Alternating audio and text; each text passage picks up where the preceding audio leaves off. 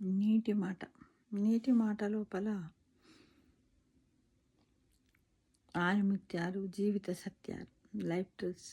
నేను నేను నేను అన్న దేహం కూడా బూడిదవుతుంది ఏదో ఒక రోజు అని అందరికీ తెలుసు. నాది నాది అన్నవన్నీ చావుతో వదిలిపోతుంది ఒకరోజు, ఇది అందరికీ తెలుసు. ఒక చావుతో బంధాలు అన్నీ తెగిపోతాయి ఏదో ఒకరోజు, ఇది కూడా అందరికీ తెలుసు.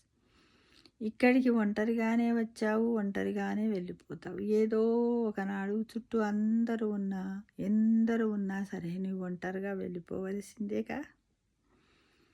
ఇద్దరు కలిస్తే జనము, నలుగురు కలిస్తే మరణం. ఎందుకు అంటే ఇద్దరు కలిస్తే ముచ్చట పెట్టుకుంటారు, జనాలు ఉన్నారు అక్కడ. నలుగురు మోస్తే మరణం. మనల్ని ఎత్తుకపోవడానికి పాడేమొస్తారు కదా నలుగురు, అది మరణం. మాయతో పుట్టావు, మాయలో జీవిస్తావు, మాయా మర్మం తెలుసుకోలేక వెళ్ళిపోతావు.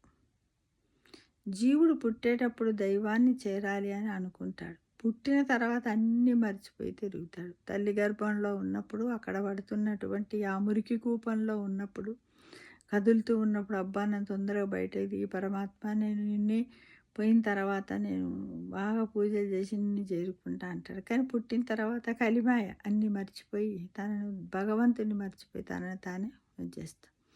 ఎన్నో అనుభవిస్తాం.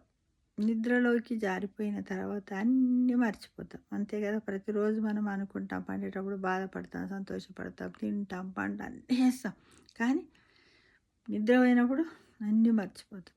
నీ కష్టాలకు నీ సుఖాలకు కారణం ఎవరు? నీవే నీవే అని నీ మనస్సు ఎన్నిసార్లు చెబుతున్నా మనం పట్టించుకో.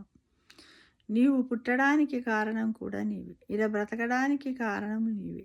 ఇవన్నీ నీవు తగిలించుకున్నవే, చేతులారా నువ్వు చేసుకున్నవే అని నమ్మండి మిత్రమా. ఎలా తగిలించుకున్నావో అవన్నీ బతికి ఉన్నప్పుడు మనస్సు పూర్తిగా వదిలించుకునే బాధ్యత నీదే. లేకపోతే మరో జన్మకు సిద్ధమవుతాడు.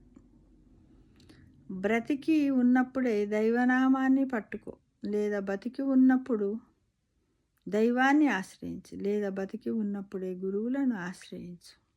అదే నీ నిజమైన జీవితం.